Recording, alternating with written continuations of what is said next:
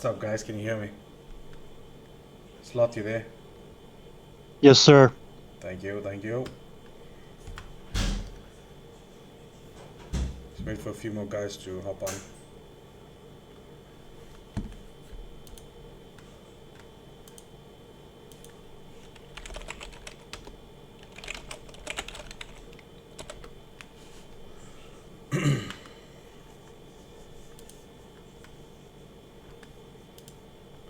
How's it going, Sloth? How was Black Panther, by the way? I watched it yesterday. It was great. We loved it. Yeah, it was good. It was good stuff. Kind of sad too. All Yeah, it the was. yeah, But I enjoyed it. yeah. No, everyone loved it. All Yeah, four, both kids, wife loved it too. So yeah, it was a good movie. Telegram. It's TikTok. Right.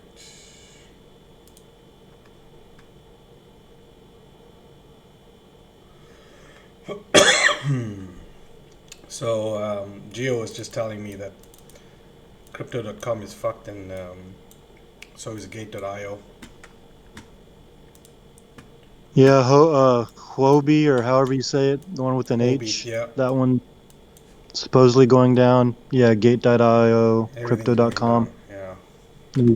Rumors of KuCoin going too. So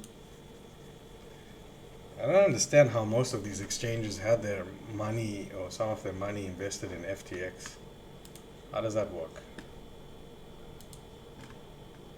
yeah, I don't know. I don't know how all of this is happening. It's insane. I mean, how's there this much degeneracy across the entire industry, right? Well, look, we always thought that the big boys knew or know what they're doing, right? Turns out they're all just a bunch of degenerates. Almost the same as a normal retail trader, right? Yeah. Except you have that feeling of invincibility, right? Because you Yeah, think you can control you the got so much outcome. of money. Yeah, Yeah. that's what happens. Let's wait for a few more guys. I mean, can you think like imagine the people that have like 50%, 75%, maybe more of their net worth Yeah, sitting in crypto or sitting in FTX, and they're just because a lot of there were a lot of influencers on Twitter um, that have been shilling a whole lot of shit to everyone. So it's no surprise.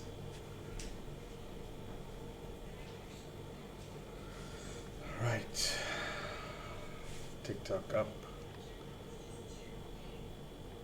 Wayne, you there? What's up, Rez? Good to have you here. What's up, man?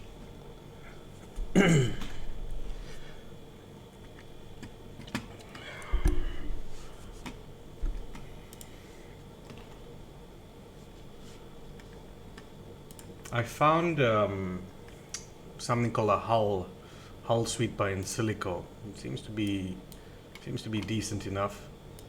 Kind of keeps you kind of keeps you in a trade when you get a bit afraid.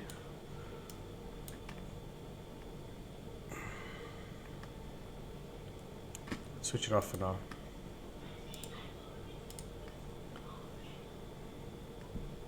What's up, Chopper?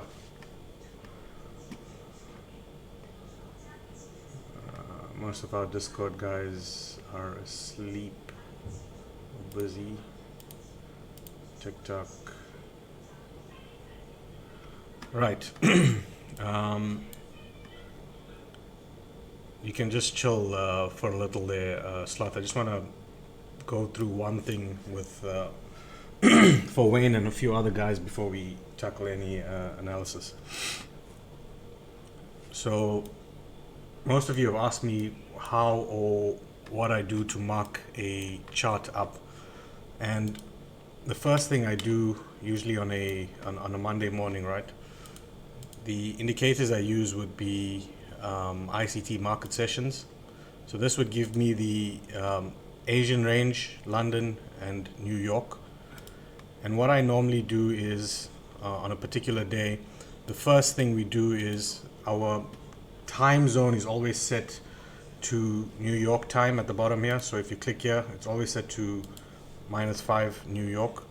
And I'd mark off the New York midnight open, right? So we look for the midnight open. In this case, it's here. And then everything after that is always in relation to where price is trading, either above or below the midnight open in particular. Now, usually what happens is the Asian range will get run in the London kill zone. If the stream is broken. Yeah, it doesn't seem to be showing anything. Just give me 1 second, Itzy. I'm just going to stop it and start it again.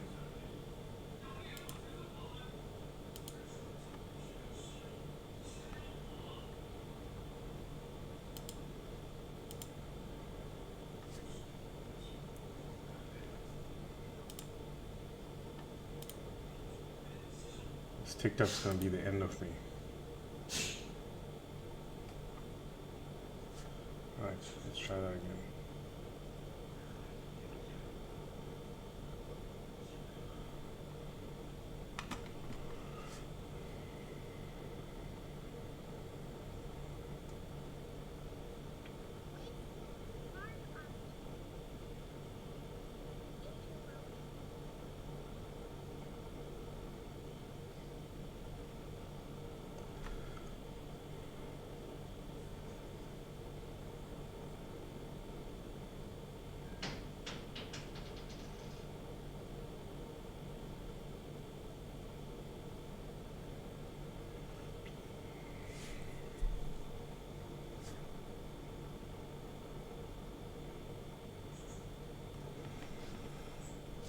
TikTok, why you do this to me, TikTok?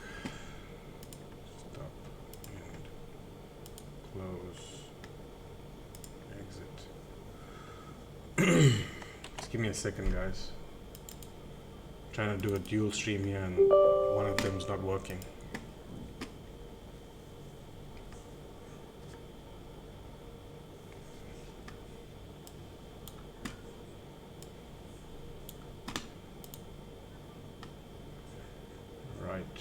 Display capture. Start. Education. Go live.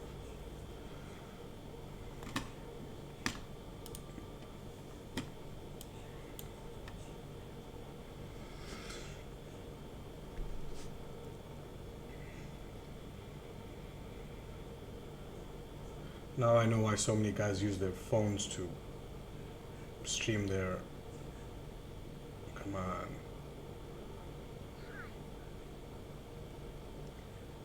There we go. That should be better. Right. Okay, where were we? So I have an indicator called the ICT market sessions, which basically show. Yeah, there we go. You see. So basically, what it does, it plots all of the trading sessions for me, right? Asia, London, New York, as well as the kill zones for, I've taken off the Asia one, the London and the New York kill zone. And the very first thing I do is mark off midnight New York. And again, your time is set to -5 New York, so you don't have to do any calculations. Rather set your trading view time to New York time. Now we mark off Monday, midnight New York. And whatever happens after that is what we are interested in. So usually when I wake up in the morning, we are approaching 2 a.m. So that's the next line that I do mark off. So we look for 2 a.m. New York, which is there.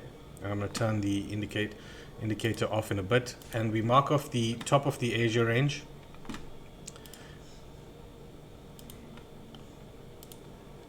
Which would be there. And we'll just call that Asia high. And the low of the Asia range, which was here, and we'll call that the Asia low. Right, now we can turn off the indicator for a second. And here we have obviously Monday midnight New York, which I don't have marked off here for some reason.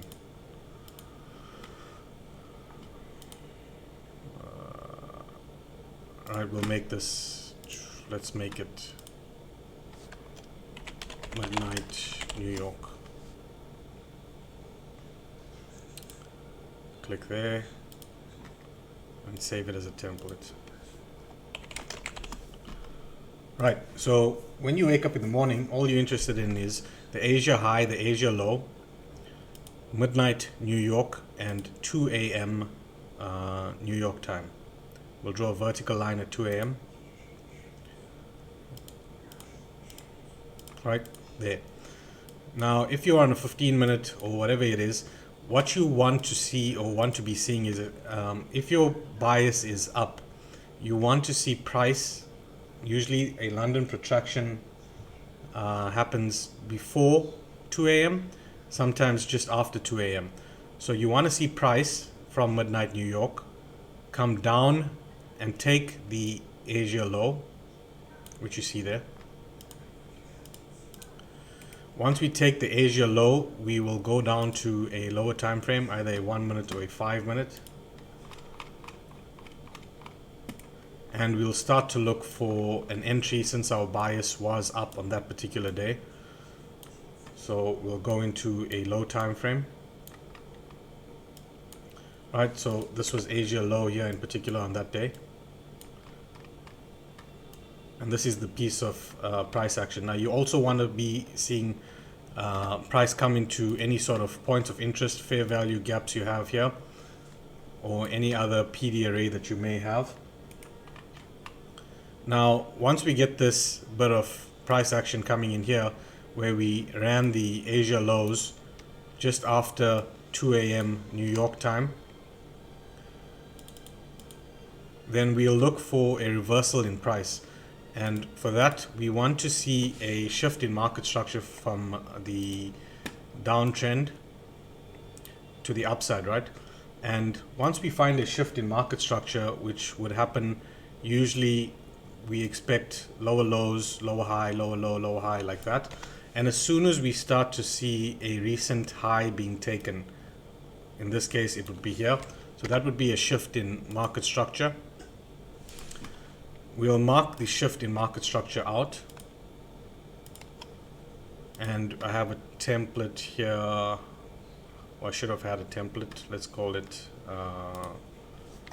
market structure shift. Let's make it red, and we'll save it, save as market structure shift. Right, we have a shift in market structure here. Your plan would then be to enter at a fair value gap or order block, the last order block, right? So in this case, we would take the last down candle or the beginning of the candle bodies. In my case, what I usually do is I take the absolute last down candle, right? In this particular case, it's green. I'm not too interested in that. So we'll mark off the green candle. If there were any fair value gaps, we would mark off the fair value gaps and look for a trade. So now we had a shift in market structure here. We marked off the extreme order block, and now we are looking to set our trade, and our trade would be, in this particular case, a long position, and we would take it at the beginning of the order block, and we would target the Asia highs. If we are more bullish on a particular day, then we would mark off a bit higher, but I think just marking off the Asia highs for a run on liquidity, because liquidity could be anything to the right side, to the left side of it, of your chart. So it could be this high here, here, here. Any of these highs all have liquidity, and obviously sell side liquidity would be resting above the Asia highs, so that will be a good target to take. And you can see here the price entered into the zone here, and then we eventually got the move up, which took off the Asia high, and that gave us a 7.78 hour trade. So this is how we mark off or how I mark off the morning session. If you were bullish, then anything trading below the midnight open on New York is considered to be deep discount, which means below midnight New York, it's a discounted price, and if we are looking for buys, this is all discounted areas.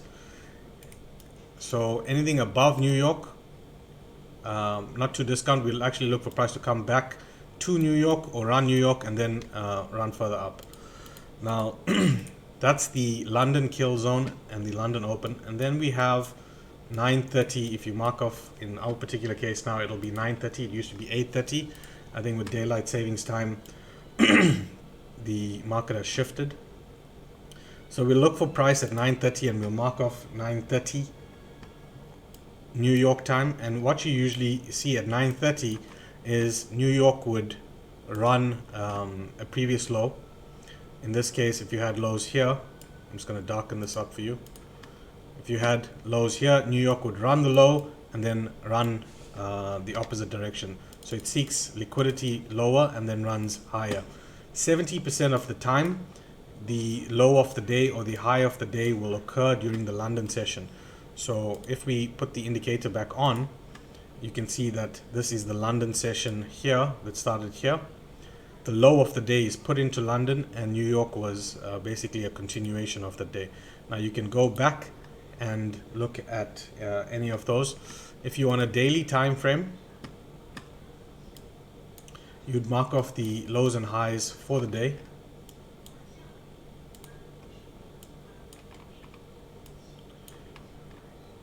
So on a particular daily time frame, if we were here in this particular candle, you'd mark off the low and the high, and you'd want to see price then run for the daily low or the daily high, whichever is closer for price to run to.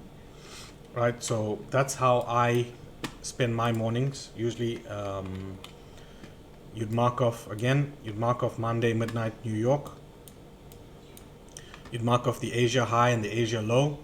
You'd wait for price to run the Asia lows. You'd then look for an order block or a shift in market structure. Once it does run the Asia lows, you look for a shift in structure. Once we get a shift in structure, we mark off our order block, and that's the trade we'll take. We'll target the Asia highs or higher, right? And that was the trade within here. We had a shift of in market structure here. Price came back into the order block and then ran up and took the Asia highs out. So that's an easy way of looking for liquidity, especially if you have your bias set for the day or the week. Now, if you are on my TikTok or in my Discord, I've given you guys a link to my Telegram where you can get a daily profile, a copy of a daily profile, and I'm just going to pull that up really quickly, or weekly profile for that matter. And what the weekly profile is, just basically an easier version for me to keep track of ICT's profile for the week. And what we would do with the weekly profile is then, if you look here, the weekly profile will give us a guide as to what's happening during the week.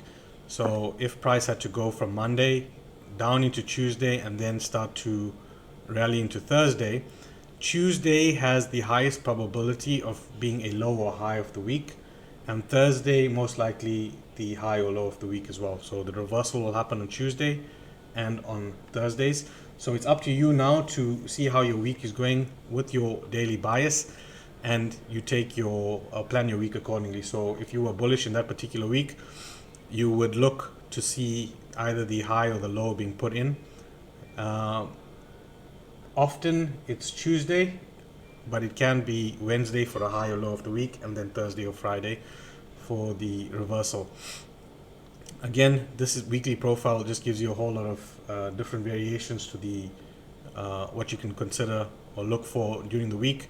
If there are news events happening the week, then you would see price being run Monday's high, Tuesday's Tuesday's high, Tuesday's low, Monday's high being run before reversing on Thursday into Friday. So these are all the different weekly profiles that you can look for, and if you find one that fits within the weekly profile, then you are more than 50% there in terms of what you would be looking for in terms of your week. So if we had to look at US 30 for the past week, what it would look like, let's just get it up here, and then we'll start some TA on Bitcoin and so on after that. Right, so if our week had started here, right? I'm going to draw this out for you. If our week had started on Monday, you saw price go up into Tuesday, come down into Wednesday, run up into Thursday, and Friday put the high of the week, and then retraced. So if we had to look at our weekly profile, it would be almost a consolidation run where we ran up into Monday, from Monday into Tuesday, Wednesday, and then we put the low of Tuesday here. Wednesday ran the low of Tuesday, into Thursday ran Wednesday's high, and into Friday down, started to retrace. So this is what the weekly profile will help you with if you are bullish or bearish. Keep the weekly profile into account, right? Right, so that's basically what I would look for when I start my day on any particular trade. Now, plan of the week. Let's start with Bitcoin. Let me just have a look at my Discord guys and where they are. Nico already live. Yeah, I am recording this, so this will be up on my YouTube as well. Now, with Bitcoin, if you remember, last week we already mentioned in our stream that we were looking for this to be a high here, right? We were looking for this to be, one second. We were looking for this price here to be the final or the high that Bitcoin puts in, and we weren't looking, if it went a bit higher, it was maybe until there only, and then price to roll over. And you can see that what that created was, and we mentioned last week, was trendline liquidity that way to be taken at a later stage. Now, what had happened since then was the whole FTX saga and FTX crashing, and following that we had a whole lot of other exchanges starting to take the heat. Crypto.com, Gate.io, Huobi, all of them have gotten pulled into the shit show that is FTX. So it doesn't look good for crypto or Bitcoin at the moment.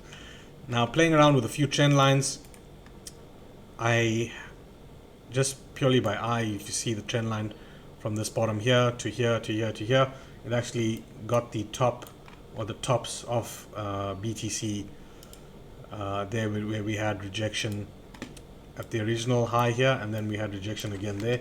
So that was added confluence, but obviously hindsight right now. And then we have another trend line coming down there. So BTC almost in a wedge kind of pattern. I'm just going to get rid of these two trend lines for now. Our primary count on Bitcoin in terms of an Elliott wave count was that this move down here was a wave 1. We looked at this to be a wave 2 where this retraced to 50%. Now, I was looking for this to either have been a completed wave 3 here, and we put in a 4 here because my count for the middle bit, or the bit that ended here, was a neutral triangle ABCDE, and we got the violentness of this low coming down here, which is enough to tell us that this could be the ending of an E wave and a neutral triangle that completed here, which means this would be our third wave, and then this here would be our fourth wave, and now we are in the start of the fifth wave.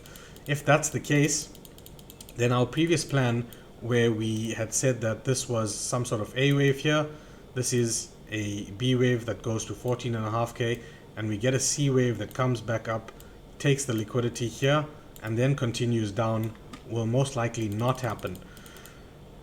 Purely with the news and how weak things seem to be, we most likely have topped out on the fourth wave and on BTC.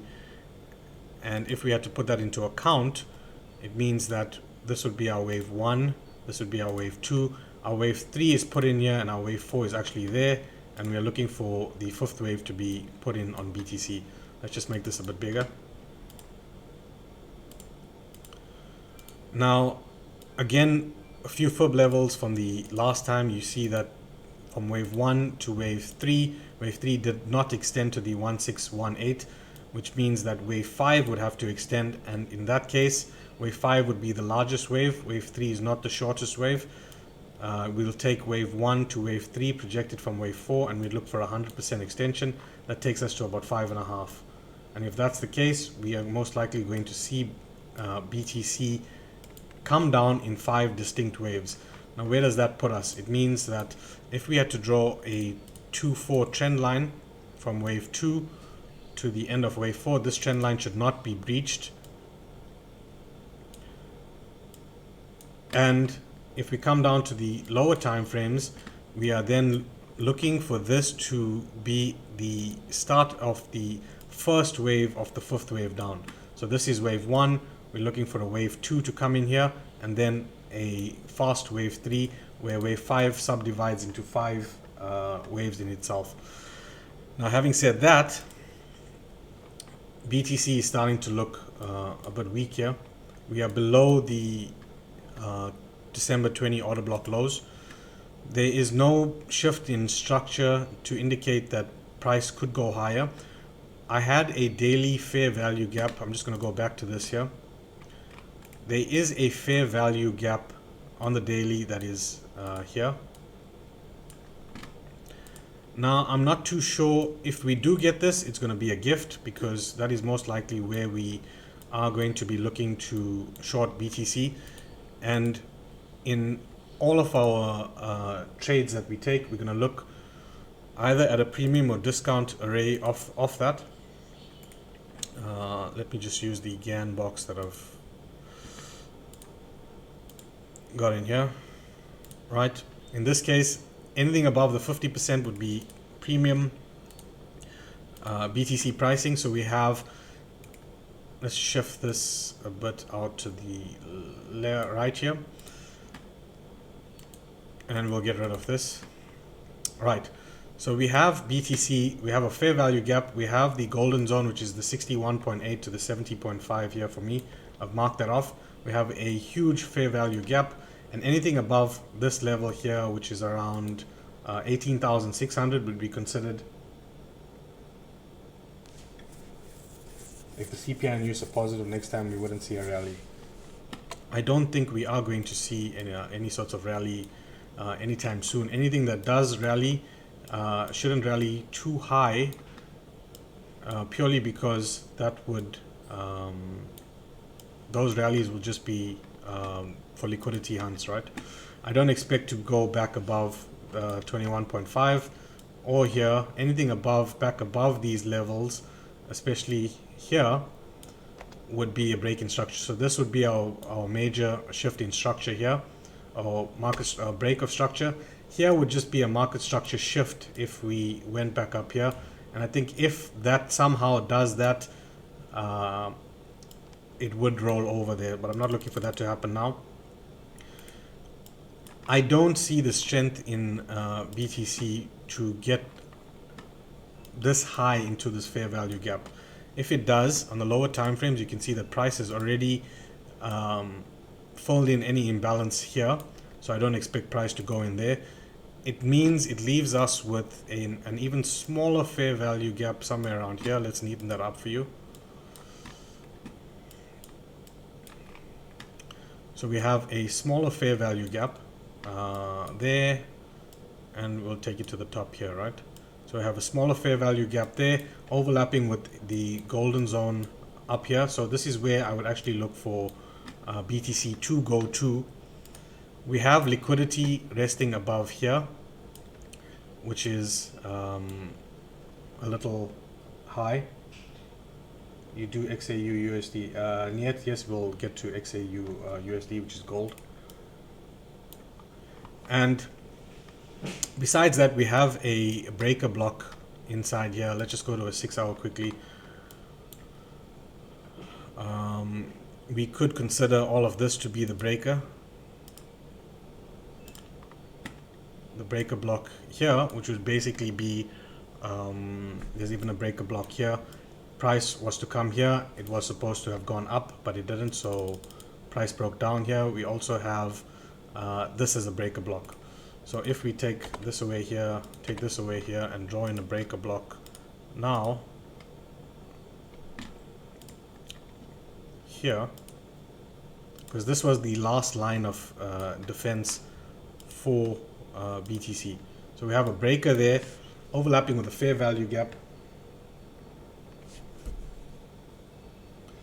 Some detector, I don't think we would have had higher pricing on BTC, and that this drop was only due to FTX. If you've been following me or watching these, the drop was expected for the past few months now. So even last week, if you watched the live last week, it's not like we were talking out of our asses or anything. If you watched last week, we did say that most likely this is the top on BTC and BTC is going to roll over. So it merely waited on some sort of news for that to be the trigger. And so you can go back onto my YouTube channel and you can watch that live stream. You'll see from this point we expected BTC to fall down. So now we're in a situation where we don't, on a slightly higher time frame, if you look at a 6 hour here, there is no sort of previous highs here for us to have any sort of structure to take or break. We do have this one that we just put in now, and I've marked off a small bullish order block on the lower time frame here. And if we expect price to retrace a bit, I do want to see BTC come into this, hit the fair value gap, fill the fair value gap, fill the golden zone, and into this breaker here, and then roll over. So once we start to see BTC get into that level here, if it does, we'd look for the break of structure again, and then retest, re-entry, and then we'll try and take it down. And that would most likely be the top of BTC for quite some time. The news has been coming in thick and fast of all the exchanges, going down with the FTX saga. So if we get this move here, that would be the move to take, some sort of flat correction for a wave 2, and then we'd look to head lower. If we do go a bit lower here, then I'd expect BTC to come back only into this order block here, take out the trendline liquidity that was made here, and then roll over, right? So we're looking for a second wave or a wave 2 type of move here before we head down lower for BTC. Right, does that make sense?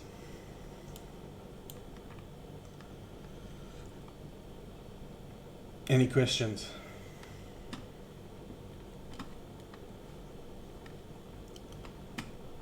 Let's have a look here. No questions, okay. Right, so that was BTC. US30, I've been having a look at US30 yesterday, even though I told myself I'll take a break. Let's just go on to the daily on US30. I just don't like how crypto didn't shine in this whole crisis. I don't think we will see the future. Yeah, so crypto is coming to a point where if it does get any lower, it's going to be a long winter for crypto. And this was actually what crypto needed, to be honest with you, to kill everything, all of the shitcoins. So this is what crypto actually needed. So we have our zones marked off, and we had them marked off for a few weeks now on crypto. And an interesting thing here was, if we look at this to have been the range for BTC, with that being the top and that being the bottom, everything above it a deviation to the range. So if 20k to 3k was the range, then all of this was a massive deviation. We can see that price is now below it. And what we would actually try and do and see if BTC can get back and retest the underneath of that kind of trend line if we do get the chance there. You won't see this on BLX because this is a high time frame chart, but we are looking eventually for BTC to come back to the range low, if not lower. So whatever you saw up here, and if this is the beginning of crypto winter, whatever you saw here, you're going to see happen down here, but most likely here, right? Take it easy. So that means we are now looking for that wave 1 here, 2, 3, 4, and the 5 down there, which is going to take the liquidity that's resting below those lows, which we have as trendline liquidity. And there would be orders resting below those lows and below. Now I'm just going to pop something else up onto the chart really quickly because it's going to make sense in terms of US 30 and to some extent BTC. Right, let me just get you quickly.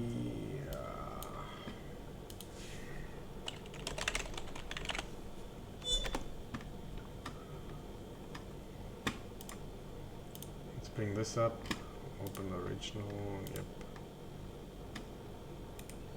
Copy image. Well, let's just bring it onto the screen here. So now if you look at this piece of information here, this is the anatomy of a price swing. So we have price moving from a base. Let's just get a color here, red maybe, right?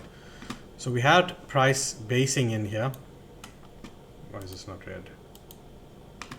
And then price takes off, and you see that it starts to create what we call an apex top, right? And that's the base of the apex. So we're calling it an apex because it gives you that sort of triangular look there. So we have price create an apex top and an apex base. Once price breaks through, it tends to retest it and then break down further into the tops of the previous shelves, filling in any inefficiencies on the way down. So we'd have, this is most likely where we are on BTC right now, and we've just broken down, so price would come back, retest, and we're looking for price to come back to the original consolidation which led to the move up here, which is called the point of release. So this entire move up on BTC was due to the we can call it a move here, which is the point of release of the move upward. And after the apex top is created and as price moves down, it generally tends to come back into the base to complete a price swing to the actual point of release that occurred before any signs of reversal there. Right, so this is an anatomy of a price swing. Now let's close this up, and if we switch to off the log scale, you can see it's most likely that BTC is coming into where price has moved. So if we call, I don't think we get this low. There's a chance that we may get this low here, and that may be the base. Remember, we said that we want BTC to come below these levels, so that would be the base for BTC. And if we had to mark it off here, we'd look at something like that, right? So BTC comes back to the base. So we're going to get something like that, and we're going to get a consolidation here, and then price is going to come here, and then this may be the case for BTC for a long time before any sort of reversal, right? So long crypto winter ahead. Now if we transpose that to US 30, and Slotman, this is where you may find this interesting, right? if we transpose this over to the US 30 and we consider that this was sort of the base for US 30, I'll just go to a even higher time frame, 3 month. There. Okay, so this is going to make sense now. This was the base for the US 30. We've now put in an apex top in here with the base of the apex being where price is currently at right now. So price, remember, this is an apex, this is the base. Price is broke through it. We tested once, we came back down, and now we are retesting the base again before rolling over. So usually what would happen is price retest the apex base, we roll over, we consolidate, we push down, we consolidate, and then finally back down to the point of release, which started the entire move up. In this case is here.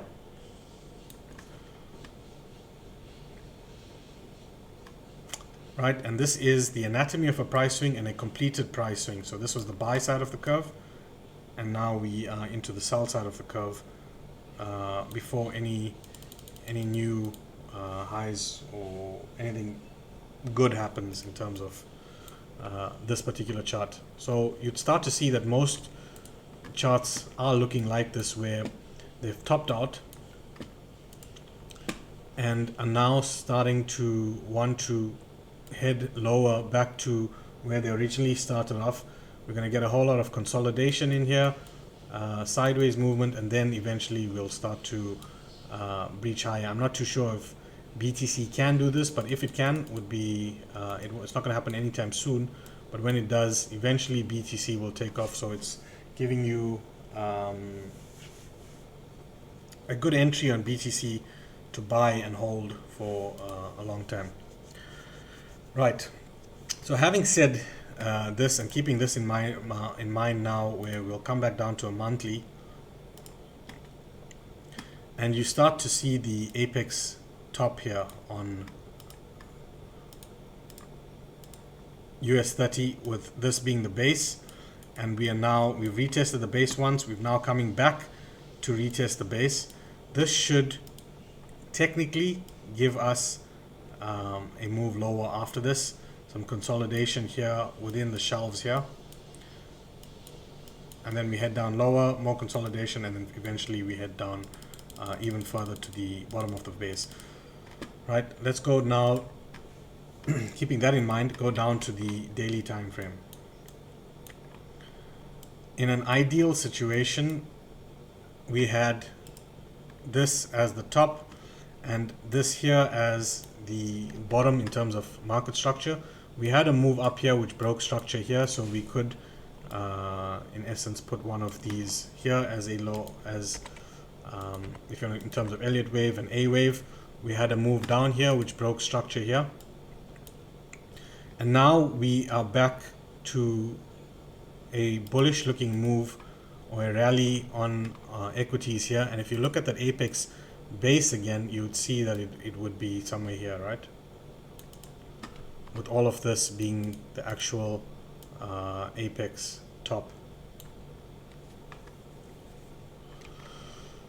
So price is retesting the base, and keeping that in mind, on a lower time frame we are looking for, even though everything looks a bit bullish here, and if this was some sort of A wave and this was a B wave, then we're looking for price to move in 5 waves up to complete a C wave. And I think we have that as 1, 2, 3, 4, and then 1, 2, 3, 4, 5. Small chance that it takes the top here, but I wouldn't want it to take the top there. That would just mean that the whole entire structure would then move over here, and we then have a break-in structure. So we won't want to take the top there. We'd look for weakness here, which gives us an excellent opportunity to look for shorts on US 30, because this will most likely be the top of US 30 for a very long time. Now here's the Elliott wave count yeah, it's going to be a good sell, and we'll tackle that now. So putting in the monowave indicator onto the US30 now.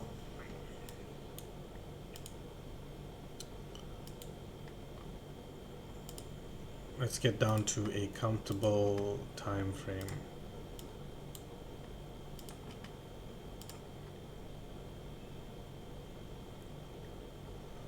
Let's call it a 2-week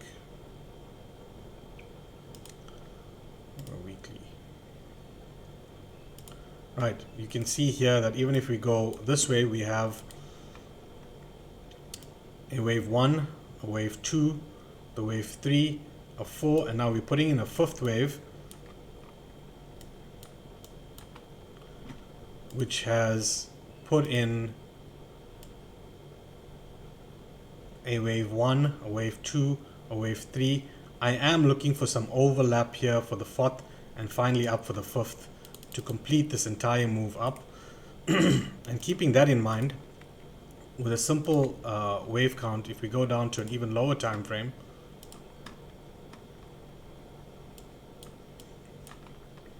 it means that we want price to come down into this breaker block, overlap with this, and then shoot up one more time,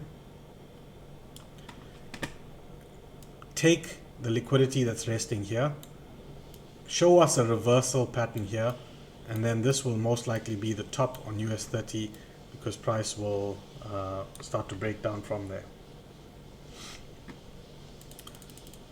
So if you are opening up a short here and you do it well, then this will be a short that will probably take US30 right down to 10K from this level here. Okay, simple things here. We've got a breaker block, which is basically a broken order block here. This is a bullish one in this case. We have our Fibs premium discount array here. You can see this one here is for this entire range. So if we were to be looking for any longs, we'd want it to be below the 50%. So ideally anything here. So if price had to come up here tomorrow, break down here, and then push up to the end of the week, that's what we would be looking for. On the lower time frame on US30,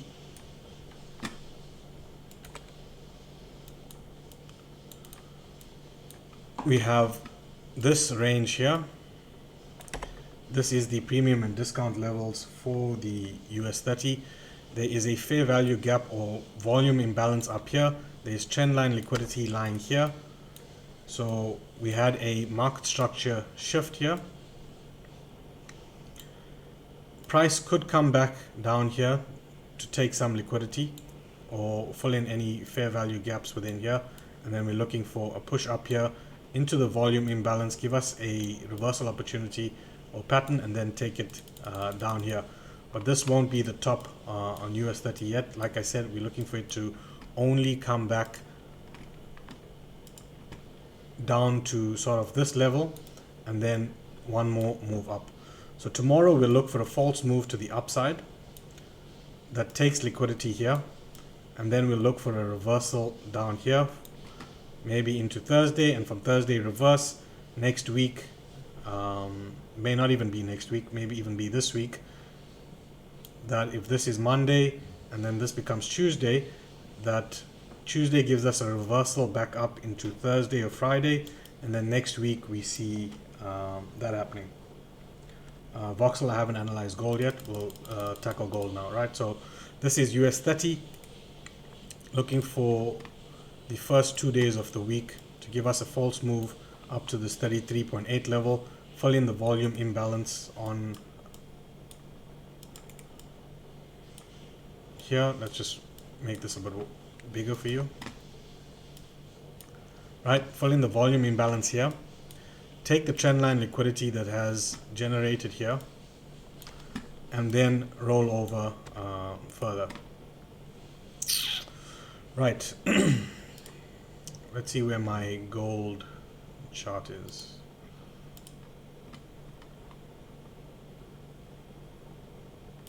Gold.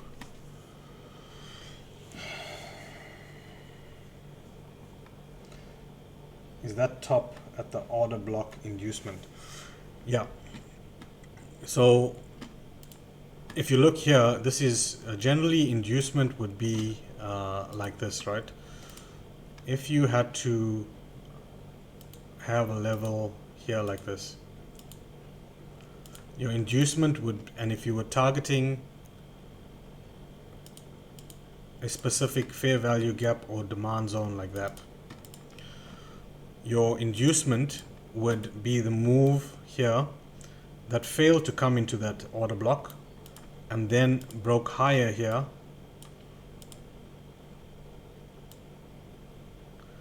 causing you to think that price has left you and is now starting to go higher, and then the next move comes back down and takes the inducement, takes the level here into your original demand zone, fair value gap, point of interest, and then moves away. So that's in the bullish case. The bearish case, you would see it do something like this. So you have a move down, inducement, this was your zone that you wanted, price moves away, which breaks structure again, and then suddenly you see price coming back into the zone, takes out the liquidity here, and then reverses. Right? So what you are essentially telling me is that we had this move here, price broke away, it left trendline liquidity and sort of an inducement level. We look for price to come back into that and then roll over. Okay, so that's what we're looking for.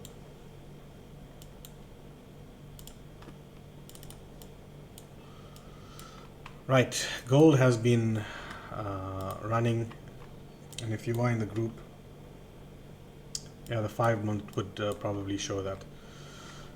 Gold is actually on a mission here. So we have a higher time frame market structure or mitigation block, which is somewhere in here, right? So this is your high time frame mitigation block, and basically what that means is that whoever put orders in here for gold to go higher would now look for, and when price came back in here, they expected price to move higher here on gold, and it didn't happen. Price broke straight through. As price gets back into the mitigation block, people would start to exit the longs that they had, and in that case they would start to sell, and we just need to look for where that particular point is. Now the actual inducement level here before the break of structure, if this was the break of structure, this was the high before the break of structure, and that would mean that gold is most likely coming to take those highs before it reverses. So we have this supply zone in here, we have an inducement level here with liquidity resting above, so gold will most likely come back here, take this liquidity line here, and then start to roll over there most likely. We're not ready to buy gold long term, even though last week I mentioned we did buy gold here at the very bottom at 16.19, and that was in here. That was the buy on gold that I gave in Discord. And like always, you're looking for your target levels, which is liquidity, right? So if you are looking for that, then you always look to the left, and what do you see? You see clean highs here, so relative equal highs. We can take this out here and call this relative equal highs. Let's do that here.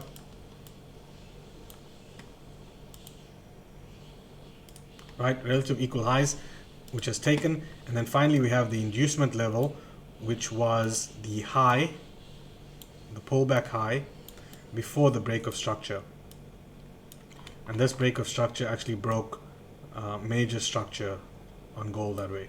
So we would look for gold to now come back and take that liquidity before heading down lower. And with gold, there may be a situation where it starts to look like we're putting in 5 waves here. We take liquidity here. Gold comes back and does this, then does a move like this. So this gives us a big wave 1, wave 2, and then we sell off hard on gold there. But at the moment, all eyes on inducement liquidity lying here, which is also some equal highs there. And then we'd look for gold to sort of come back in here, retrace into the base. Right, again, comes back to the price swing model that I showed you earlier, where we have a base. We have a base in gold. Price moves away. We get some break of structure here and liquidity grabbing. Gold comes back into here and then moves away here.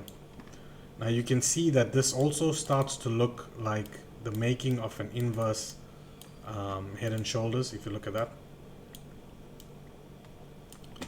If gold comes back down here, we can most likely expect it to go up there, and if it does go up there, the head and shoulder target is the order block up here before rolling over. So that would be a good play to take, where US 30 and the rest of the markets are shitting the bed and gold is actually pumping, right? Now, why this particular area, if it comes back, besides this being some sort of inverse head and shoulders? We can see that, let's just get rid of this and this. You can see that price, zoom in here,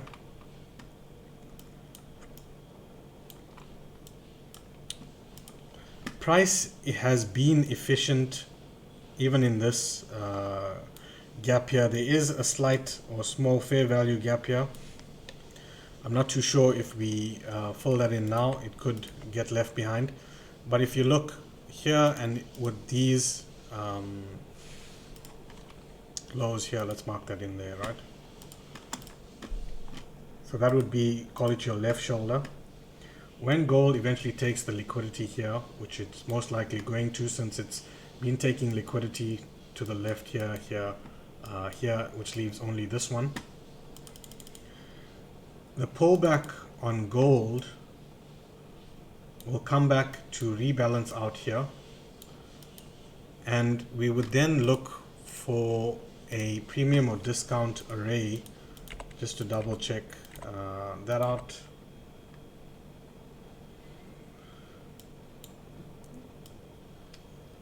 Trade Angel 22, join my Telegram group. You can DM me and we'll talk about that. Right, so if we put in a premium discount array here on gold, let's just do that really quickly. If we expect gold to come here,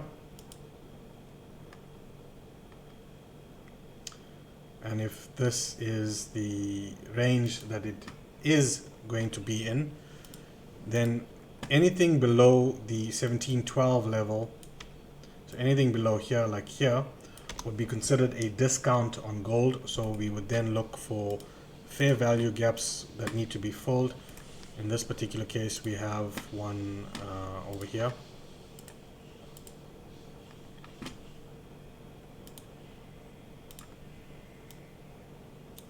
That's a fair value gap on gold there.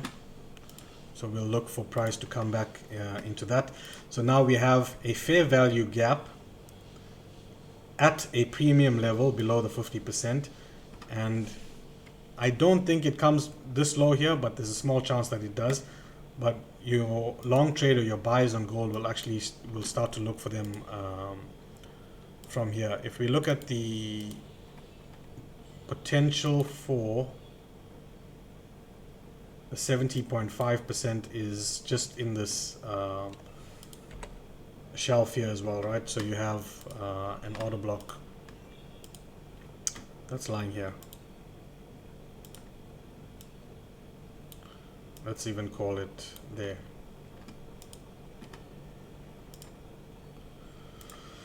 Right, so that would be the play on gold.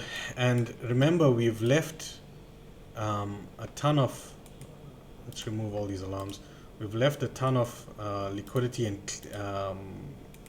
poor lows. Let's call it poor lows because these are all relative equal lows. So these are going to be taken at some point, right? As relative equal lows, there's liquidity lying below there, and these will be taken. So two options. We take the inducement liquidity that's lying here, and then we roll over and take the relative equal lows before even considering any sort of long-term bullishness for gold, right? So maybe we get something like that, and then we start to move up on gold, right? That would be more bullish for gold long-term, and may fit into the narrative of the indices crashing. Okay, so be aware or be wary of these here. We'll look for shorts here at the inducement level if we get them. Using ICT fib levels, yeah. So ICT fib levels are basically his optimal trade entry would be the 70.5%. So if I had to take that from candle body to whatever happens here, candle body, then the 70.5% you can see here is the bottom of our fair value gap. And then we've got the 61.8, 65%, 79 and 88. Right, so we are going to or will be looking for gold shorts or sells here. If we can get a reversal type of pattern where it takes liquidity, breaks structure, pulls back into the level, into a fair value gap here, we'd look to take them to at least here. Take partials there, look for either a reversal here or look to head lower and take off all of these clean lows here, poor lows. Does that make sense? Alright, so that's gold. Anything else you guys want to talk about? My Discord guys are being very quiet. I don't like it. Sloth, talk to me. I'm here, Bob. Yeah. Just watching. No, it all makes sense. Yeah, so if we get a if US 30 starts to shit the bed, then maybe gold's going to become more bullish than we think. So we'll just have to take that into consideration. Yeah, definitely something to watch. I mean, because gold tends to run the opposite direction as the dollar as well, right? So, and usually it kind of all depends because the stock market has been, So we're going to monitor gold because I don't like the clean lows or the relative equal lows here, but it doesn't mean that these don't get left behind. There is liquidity there, so if we get something like that and then a move up, that would be even more bullish for me long term.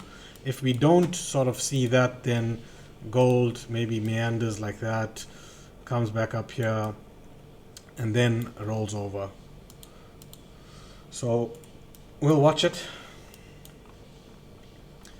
Then moves like these are never good, right? They always need to be balanced out.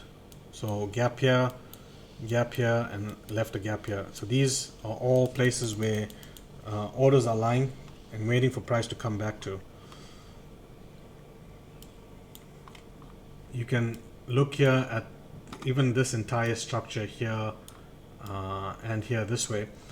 There hasn't been any sort of imbalances that were not filled, right? So that's all efficient pricing in this entire range here. It's only when we come to sort of even here, you can look here, this was filled up here. There is no inefficiencies, maybe a small one here and maybe a little bit up here, but going down it's been pretty efficient. So I'd expect these levels to fill in at some point, either in a more bullish way or a more bearish way. Which means if the market is going to shit the bed on indices really soon, then Tesla should start to see some bearishness as well, right?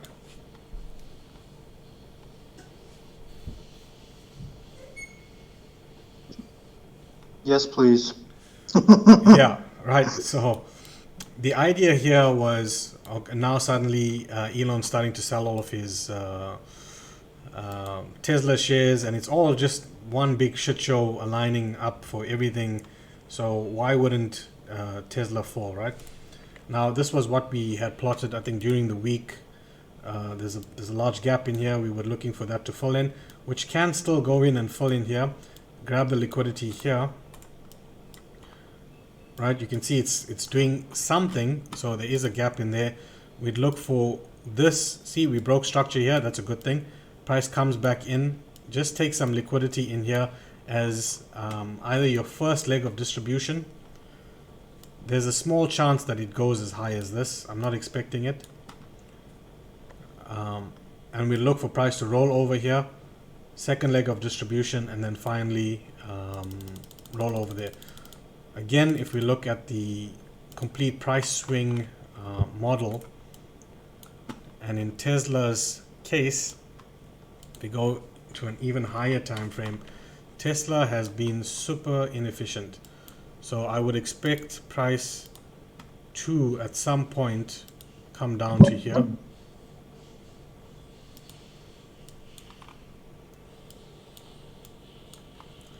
And there is large inefficiency. I think we had these levels marked off anyway. Were at 109 to 64, 65. That's what we're looking. And then obviously the one below that being, I think the one you're after is around the 45 to 29.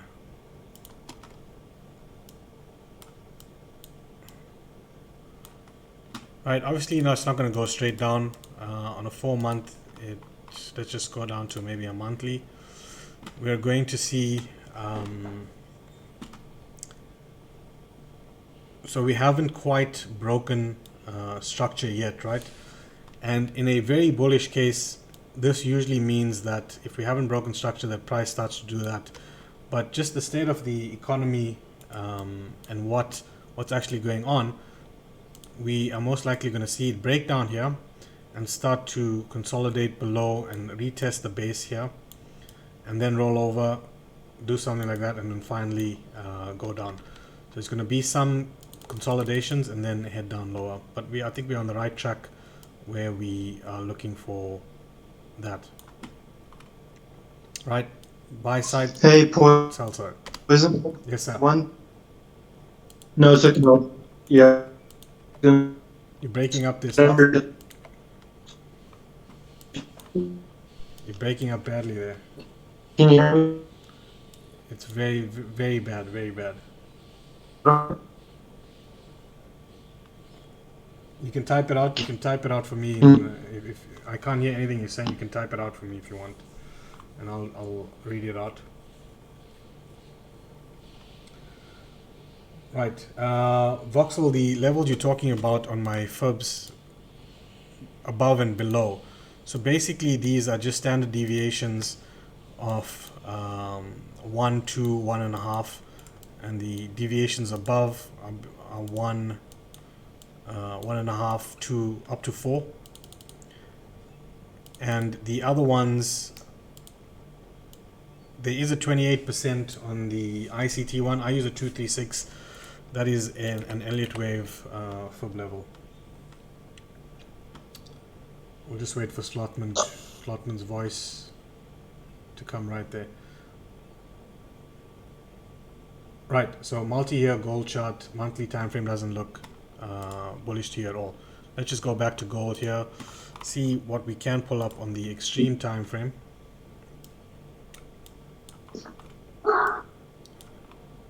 Right, on the extreme end of the world here, it's starting to look like I've shown you before, where this was the top of the range, this is the bottom of the range for gold.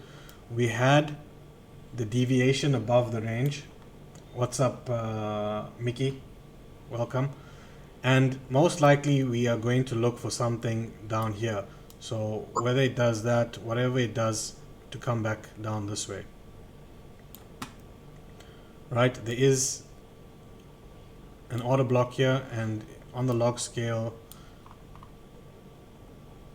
maybe, I don't think it comes down to this level, but you'll be looking at least something in here. 700 to 800 levels on gold. And even worse, this now starts to look like this was the first wave, this was the second wave, this was the third wave on gold, this is the fourth wave, and we've put in the fifth wave, violentness down, new wave 1, coming up for a wave 2, wave 3, 4, 5. Maybe we get some move up like that and then take it down one more time.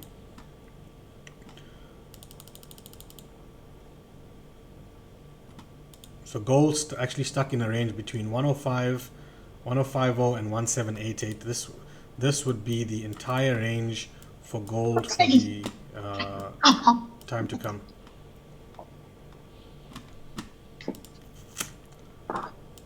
Right, this is your range. We're actually looking for something to come below this range here. Take out the liquidity here, trend line liquidity lying here. So there's money here. And then we'll start to see what happens. Because what you generally see happen is that these things start to then look like the head and shoulders pattern, where once you get below here, break structure, they then run for the premium or discount arrays to the top side, which would put us, let's have a look here.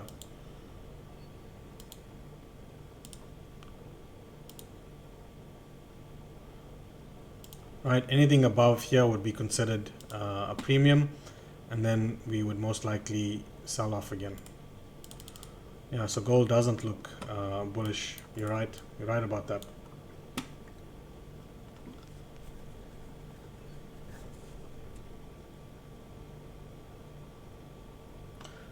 Voxel, I don't use them for stopping, for spotting stop hunts below the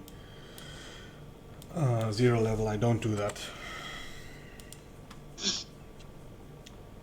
Right, anything else you guys want to look at? Talk to me now.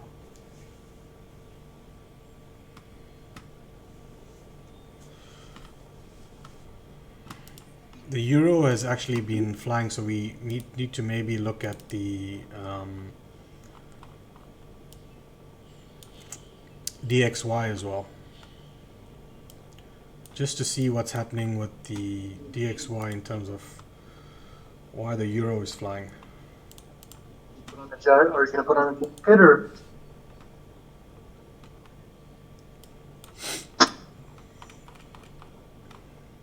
Just want to have a look here because it looks like the. All right, so this is what we had marked off for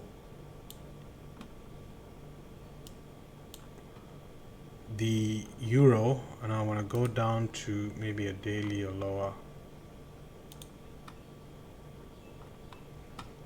I'll pull a chart up now. I think I've got it in my Discord here.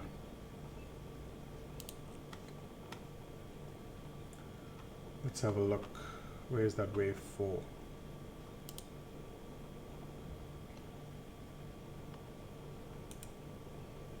Copy image, paste. Right, let's look. This is from the Discord. Right, so in this particular case, we were looking for a move down here for the wave 4 and then one more push up for the wave 5. That wave 4, yep, I'm here. I want to make a twist on Ramos gin face with the plastic hotel, but why it would be better. Hold on 1 second, I'm just trying to see who this is. He goes aside. Then there's only one goal, is for him to win. Unknown, I'm just going to have to mute you there, my friend. Right, so this was in the Discord where we were expecting the DXY to, let's have a look here, retrace a bit and then push up one more. So this was the retracement that happened. If you look to the chart to the left here from my Discord. And now we want to see the DXY pump up. So if the DXY pumps up, that means bad for any anything versus the USD. So the DXY has come into a demand zone, has taken out the inducement liquidity here. We'll now wait for it to print a reversal type of pattern. Once it starts to print the reversal type of pattern, you want to be long on the dollar and therefore short on anything versus the dollar, Euro USD, GBP USD. So we'll look then at the Euro USD. Has been pumping up. I just want to plot the fib here really quickly because this is going to give us an idea of where the Euro USD is going to top out.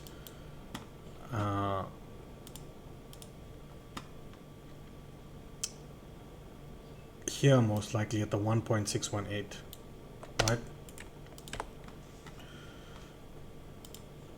Let's just go back a bit.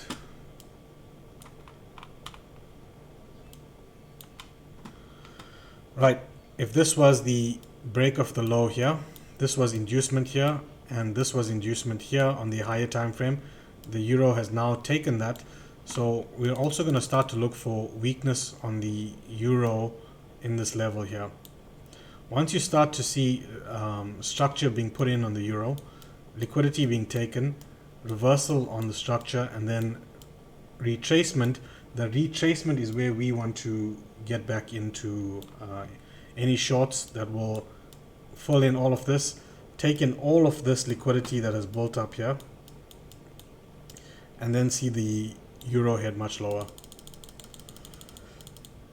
Right, going back to that DXY really quickly.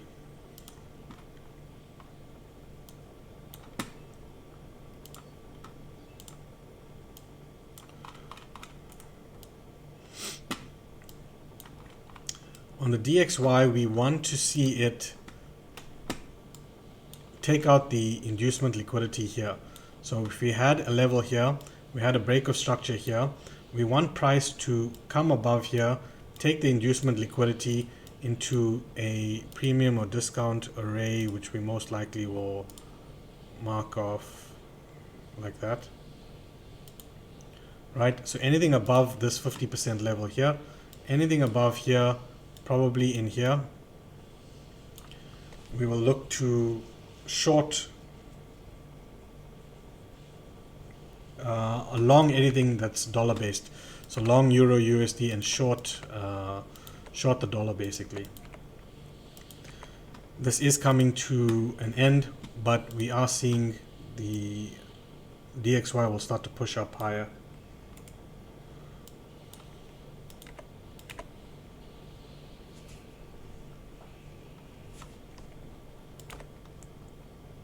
Right, let's look at that really quickly. Yeah, if you put in the 786, I think I have it here, I just have it switched off. Let's just go there, 786, 786. I think I have that as a 79% ITSI. Right, so we're looking for euro to pump, for the DXY to reverse from these levels. And purely because I want to see this complete a wave 1, 2, 1, 2, 3, 4, 5, third wave, fourth wave, and then we pump up for the fifth. Or in the alternate, where this was wave 3, this was wave 4, this is 1, this is 2, this is 3. This can go a bit sideways like this. So DXY goes a bit sideways first and then pumps up higher.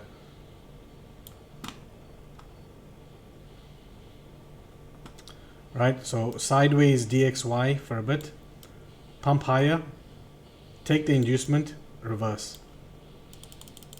So that should take us actually into next year. So with that in mind, we'll look to short some dollar pairs soon.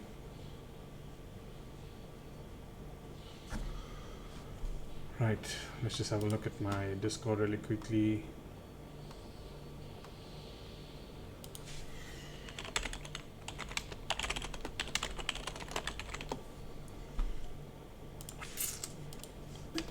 else, guys.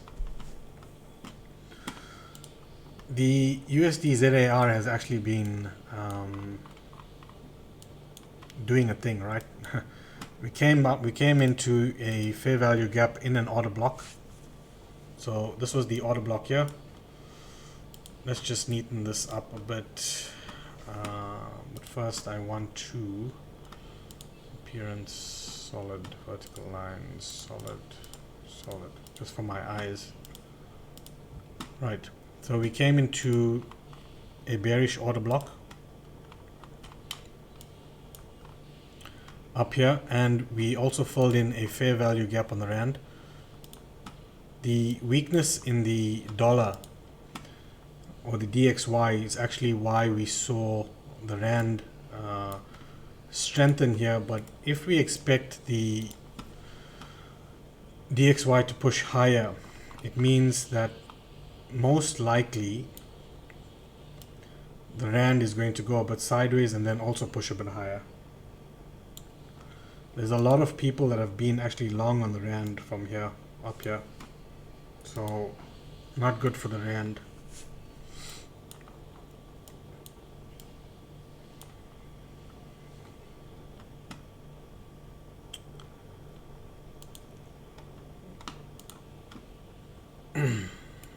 Let's just look at Bitcoin really quickly. Back to BTC, USDT, perp.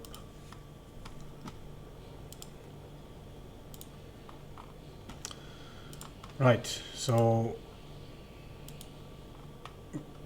when last we spoke, we were looking for the high on Sol here, and it pumped up. And let's just have a look at the Discord here really quickly. No problem, Sloth. I'm gonna upload this to YouTube anyway. Altcoins, Sol.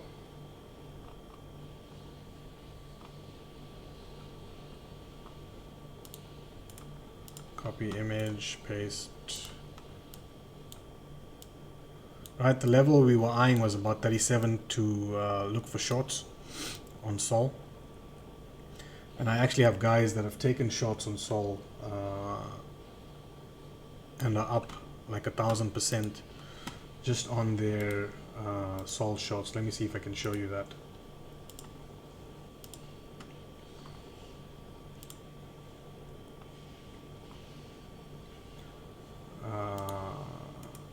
Copy image, paste. Sorry, my mistake, 800%. Right, this was just on the last leg of Sol, but they were shorting from higher up.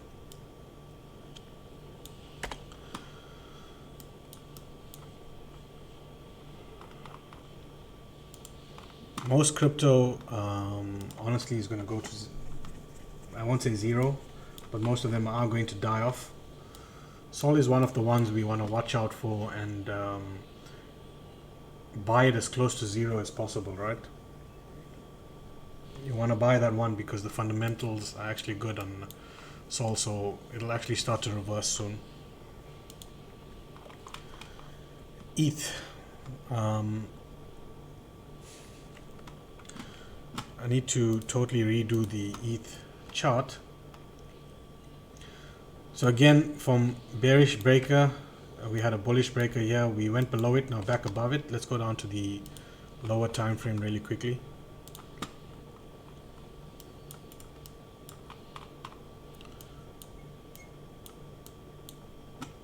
Right, on ETH we have a market structure shift.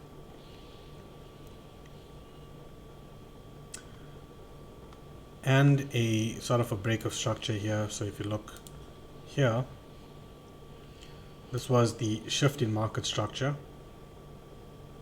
This was the break in market structure. Now, if we expect ETH to come back into this fair value gap, which I think it did already.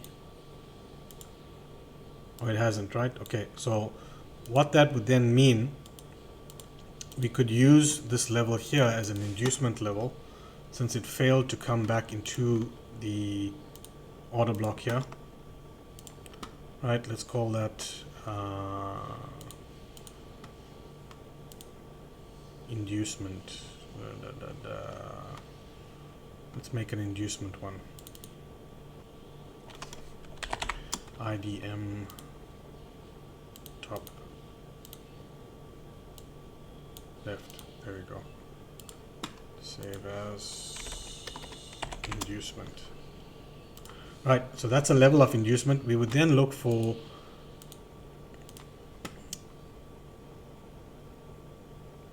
ETH to come into either our bearish or extreme order block here for a buy,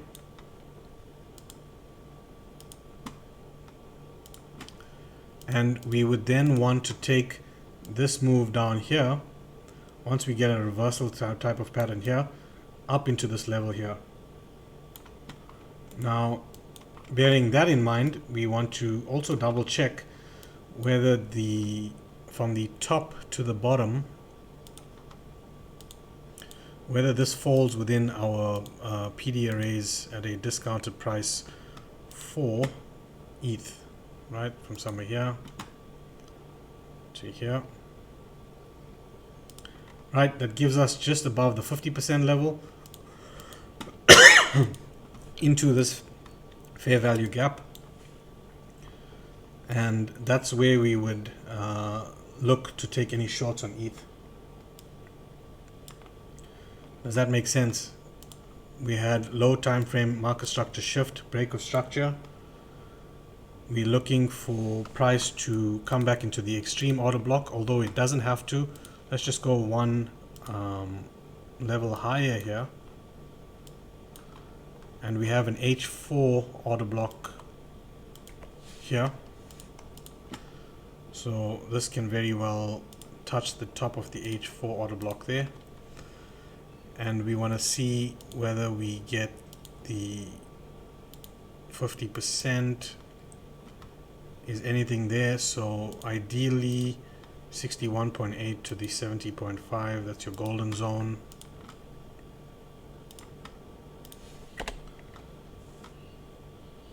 Yeah, NASDAQ will also look that'll also look good.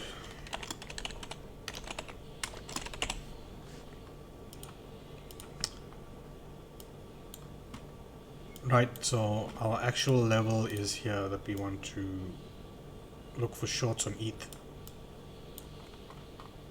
and actually take that lower.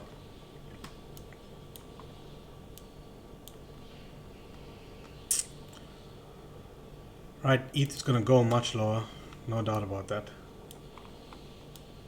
You're going to start to see levels on ETH being hit right down to this.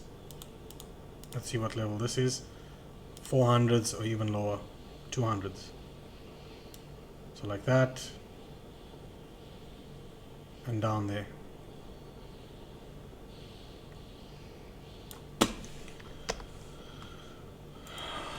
You want to look at NAS 100, right?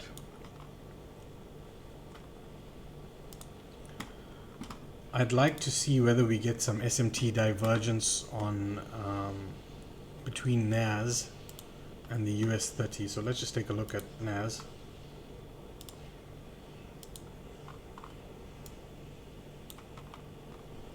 Daily.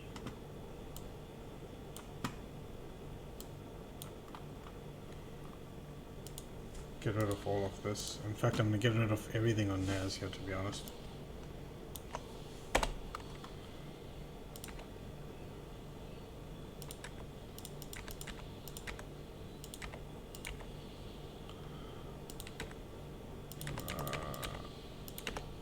Remind me tomorrow, Itzy, to chart NAS out properly, right? Now, NAS. The break of structure came in.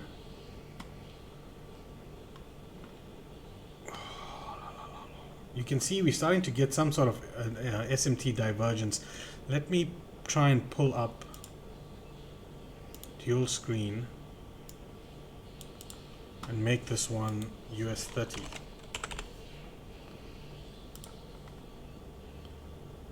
Change that to normal candles, change that to a 12-hour normal candles.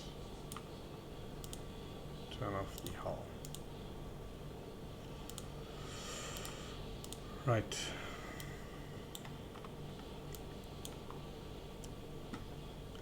Right, so this is a 12-hour and this is a daily. Let's make this a daily.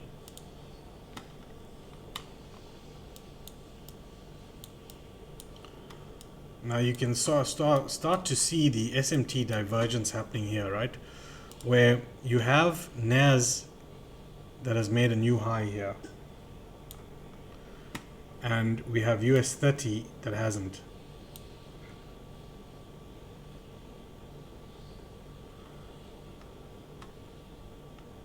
So what this is actually going to do for us, it's giving us more confluence to say that US 30 is probably going to top off where we said it is within this order block here. Within this order block here, and we are close to it. And NAS is most likely going to come into a rejection block in here.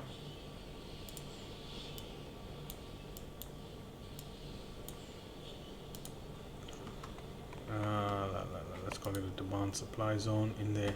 Right, let's take NAS away. Right, so there's liquidity lying above. I don't think it comes. There's a huge fair value gap here, but this is a bit of a push for NAS to come into. On this fair value gap here, it's a bit too much. Let's have a look at the swing high to swing low. We are just above the 50%. So now we'll start to look for weakness in NAS, right? Bearing in mind that NAS is starting to show that SMT divergence. So basically divergence between correlating assets. So this one is showing strength and the US 30 is actually showing weakness.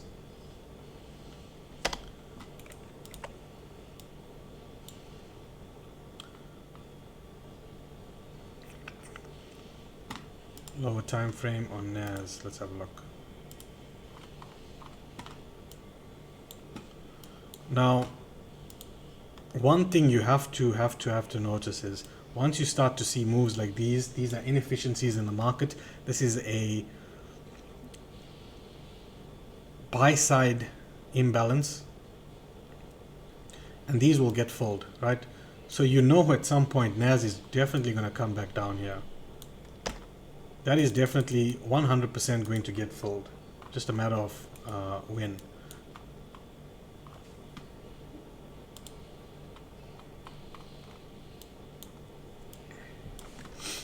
Now there'll be a lot of people that are looking at this and saying that NAS is starting to get a level of support here. So when it does come back in here, we're going to long it and try and look for higher pricing. But what this is actually just built up is a fake out level of support. And when it does come in here, you may get a fake out like this, but it'll run this low because there's all of this liquidity lying below it.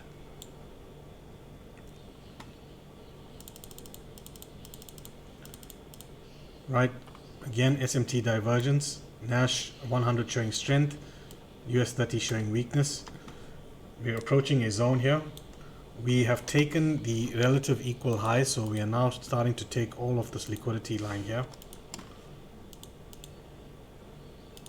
That has been taken, and we are coming into the series of order blocks here, and this is actually a rejection block because it's the one that took the liquidity. And once we come in there, you should start to see NAS 100 move.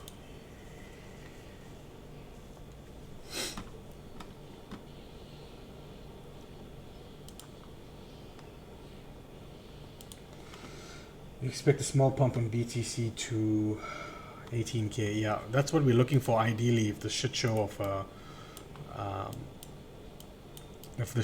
that is all of the news can just hold up for a bit, right? Again, BTC extreme order block here, looking for a reversal pattern up here. This has created trendline liquidity here, liquidity here, liquidity here. This is a breaker, a golden zone, and a fair value gap all in one. So once we get here, we're looking for a pump back up here, just like how we're looking for that on ETH. And then we're looking for some rejection here, and then we want to see BTC head down much lower.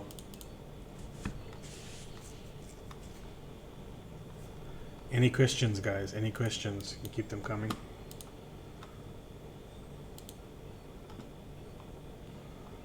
So I'll have a look at my Discord really quickly.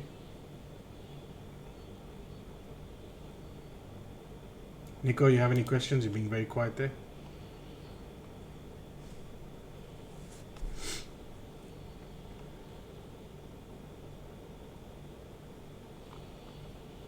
Nothing. Okay.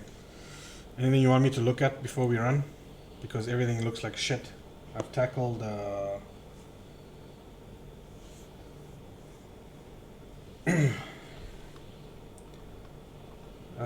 little late for the session. I've gone through NAS 100. Yeah, I literally just went through NAS 100. Kalen. Literally just went through NAS 100. This is going to be on my YouTube channel after this. So you guys can subscribe to my YouTube channel. Just search for Poison, POISZN, and you'll catch the stream there. Right, quick précis version for you, Kalen.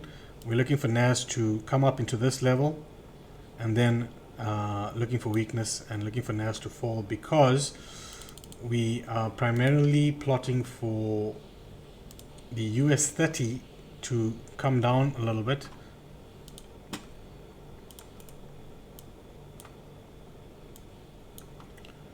Right, I'm looking for US 30 to take some imbalance here, come down a bit, and then go up one more time. Take the liquidity that's lying above here, because this move down will get people thinking that that was the top on US 30. It'll start to short, creates trendline liquidity like that. This comes here, takes that, reverses, and then falls down.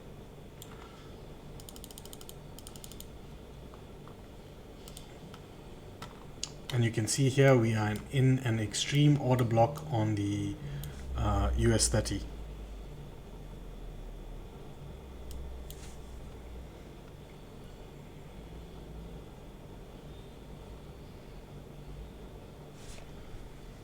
Any other questions? You guys want to ask me anything? Look at anything? For US 30, I do have an indicator. If you join my Telegram group, sorry, my Discord, it is a buy and sell indicator. And this one is mainly for the lazy guys out there. And I've said this before.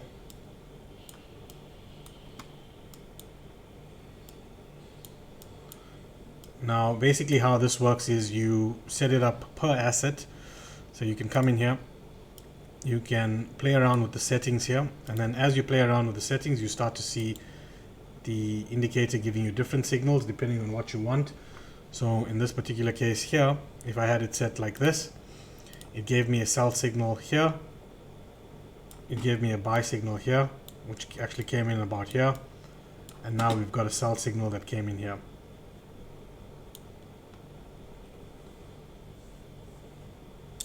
Yeah, so Kalen, I think we'll get a correction on that CPI, but not right now. But it may happen this week. Right, so when you do join the Discord group, you get access to the indicator here, which gives you buys and sells. And if you are low time frame scalping, then you can see here that if you take trades with the trend, so I would only be taking buys in this case. I'd ignore every sell signal in an uptrend. Sell signals will be merely places for me to take profit. I then look at the next buy signal until the trend starts to change. Once the buys become messed up and the sells start winning, then won't take any buys. We'll only take the sells until the trend changes again, and then we take the buys.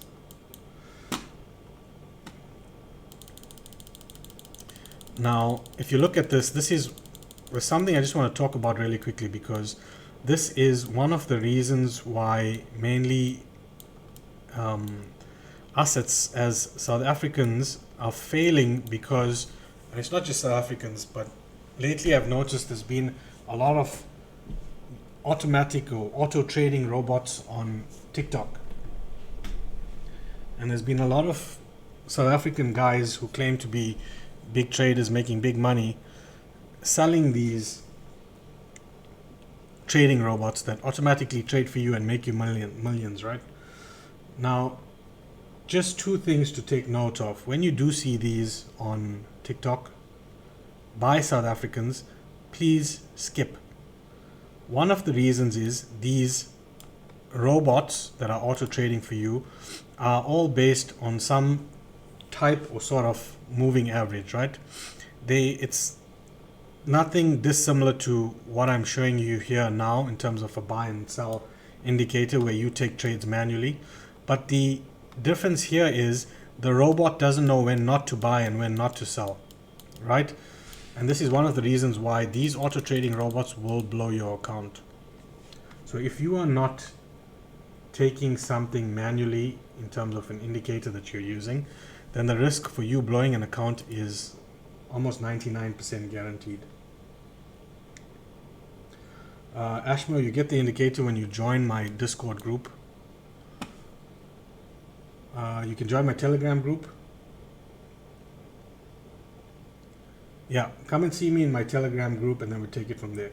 ICT robots don't work. I promise you, brother. I've automated my own, and when you look at them, they're good. They're good when you look at them, but when they actually come down to actually trading them, the robot isn't good enough to know when not to sell. So in an ideal situation, for me personally, right, if I was using my own indicator like this buy and sell, you can see how many signals it's putting out. But not all of these signals are going to be good signals. So the human element of this is that when I'm in an uptrend, I don't take any sells. I'm not going against the trend. An automated robot would not know that because it would not be able to distinguish what an uptrend is. Likewise, in a downtrend, I would not be taking any buys, right? But that's something manual that you have to do. Now the robot doesn't know when to. Even if you had a 100K account, I can show you the stats. I can show you the stats where these robots or automating any indicator will eventually blow your account. 100% of the time, automation will blow your account. This is why we use things to guide us. If I used my indicator together with something called a hull suite, and say for example I took a sell based on the hull here, right? I took a sell here because it told me to, and price was below the hull suite or red, I'd stay in this trade. As long as it's red, I'm staying in this trade. As soon as it goes green, I'm out of it. Now this is for people who are inexperienced and want to still make some money, because if you look at the signal that it actually gave off here, for example, right, this is 32,561, and say you took it to there, that's $1,333, right? Now let me open up something here really quickly. This is just for my South African guys.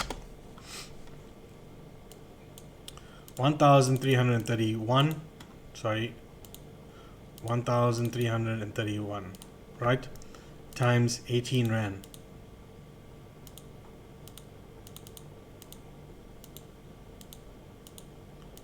That's 23,958. If you had taken this on IFX, would say half a lot, divide that by 2, this would have cost you 500 Rand to make 12,000 Rand.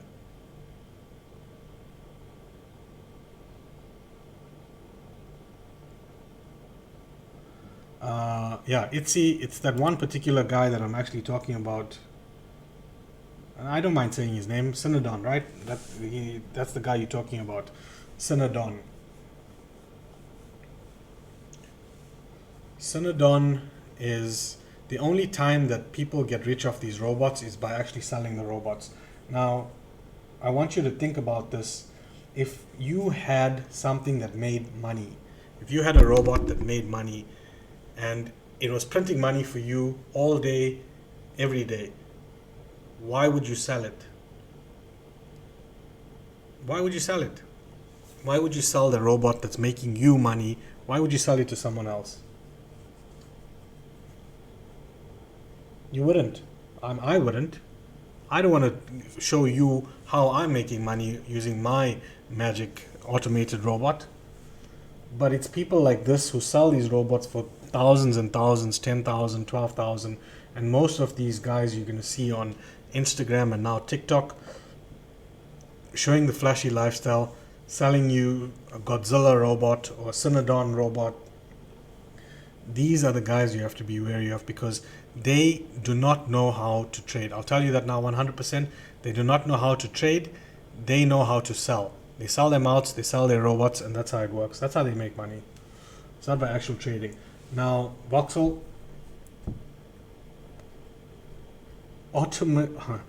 automation of the SMC concepts. I won't say it's impossible, but I don't think it's entirely possible. Now, what is possible is if you go onto TradingView, right? So as an SMC trader or ICT student, you would need to know things like time zones, kill zones, just marking off certain things. Like at the beginning of the stream here, I went through what I actually do at the start of my day, which was we put on the ICT sessions indicator, which is already marking things off for you anyway. And then from there, I mark off midnight New York, I mark off 2 a.m. and I want to see what price does in the morning relative to the Asia highs and lows.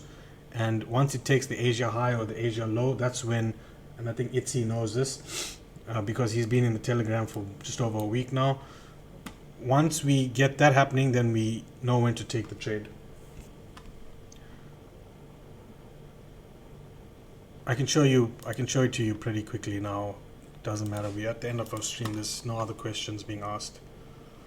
Right, so on a particular day, any day that you do take, if you have a bias for that particular day, you'd mark off midnight New York time and so that's midnight New York.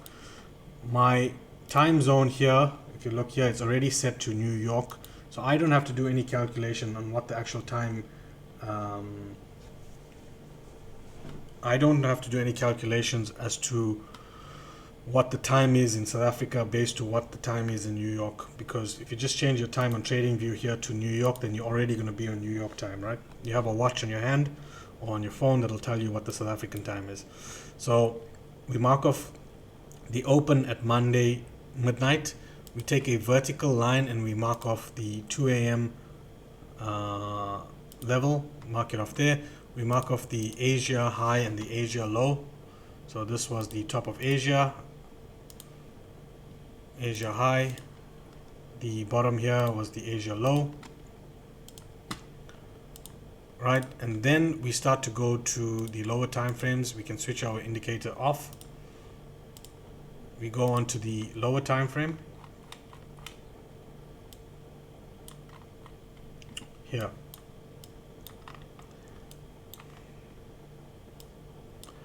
Right, so this was the session we just marked off here now. Let's make this Monday midnight New York. Okay, we are interested in what price is doing relative to relative to the Asia highs and lows and midnight New York. When price is trading below midnight New York, it's considered to be a discount. We want to see price take the Asia lows and form a reversal pattern. So you get a break of structure there. Price pulls back into a demand zone. This is where we take our long and we target the Asia highs or higher. So that would be the trade, and I went through that particular trade at the beginning of the stream.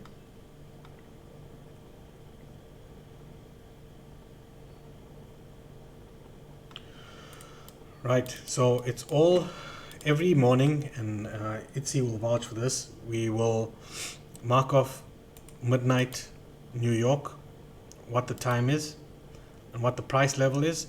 We mark off 2 a.m. because 2 a.m. will start to be London open and a London kill zone. So that's where we're interested. You would then also mark off 8:30, 9:30 now. It's going to be 9:30 now because of the daylight savings time. That'll be the actual New York Open, and we actually call that the 3:30 or 4:30 New York Open in South Africa. Right, so you can see usually happens before 2 a.m. It's something called London protraction, where price will give you that false move away, take a low. Once you get the change or shift in the structure, that's where you take your trade. You'll target the Asia highs. Same story in New York. Before 8:30 or 9:30 here, you have a low that was created, equal lows, relative equal lows. Asia comes, New York comes, it takes the lows and then it reverses.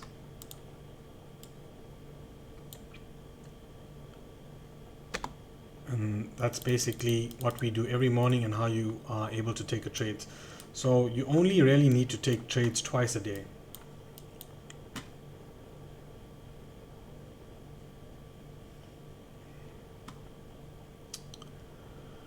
Right. EU and US Brinks. I'm not too sure what that is. We're talking about the London session and the New York session of the trading. Yeah. Right. I'm going to write something out for you here, and I'm just going to end on that. Given what I've just said here now, taking the trade at London and at New York, and the kill zones in London and in New York, right? That's 2 times a day that you can take a trade per asset and across several different assets. Having said that, what you need to take note of is timing the market is equal to time in the market, right?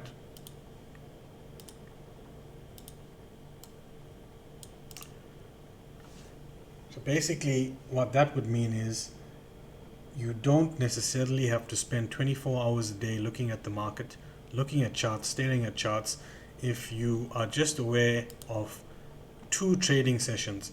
Now generally Asia is sideways, so we won't worry about Asia too much. Australia and the rest of the sessions are non-events for us. We have a window period here.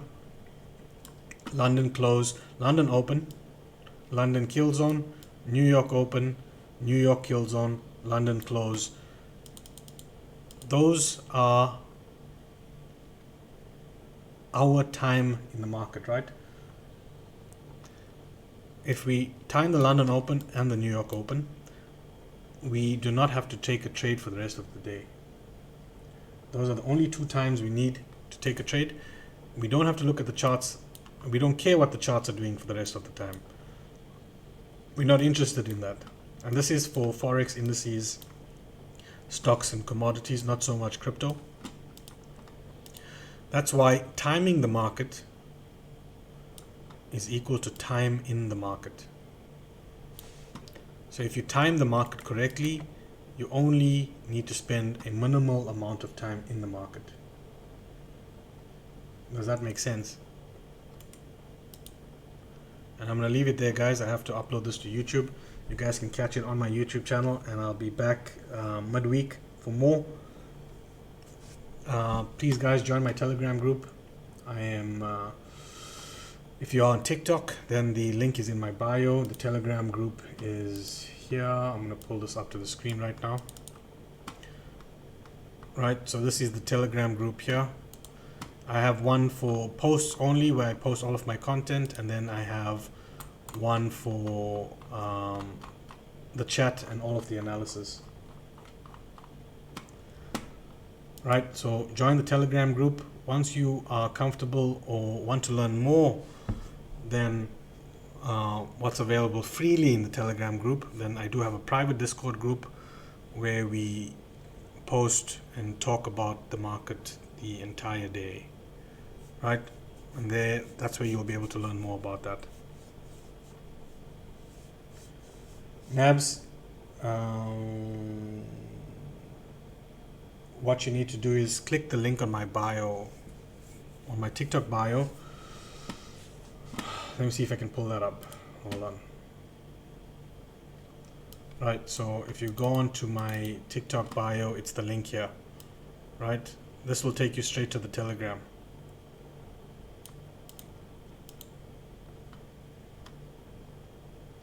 Yeah, you're in the Discord, but the Discord is you are only able to see a certain amount of channels in the Discord, because the Discord is a private Discord. So the Telegram channel will give you a little bit more information than that.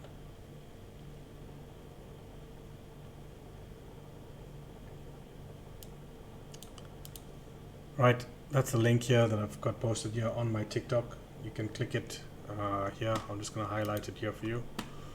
It's here.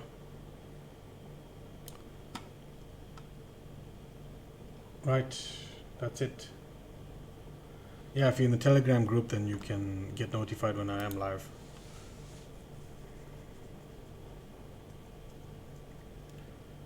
Chat to Itzy. He's been in the Telegram, and he knows what we discuss most of the day.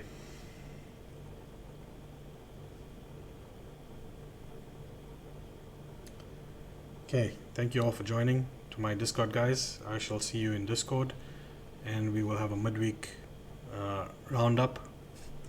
To my TikTok guys, thank you for joining, and I will see you in the free Telegram.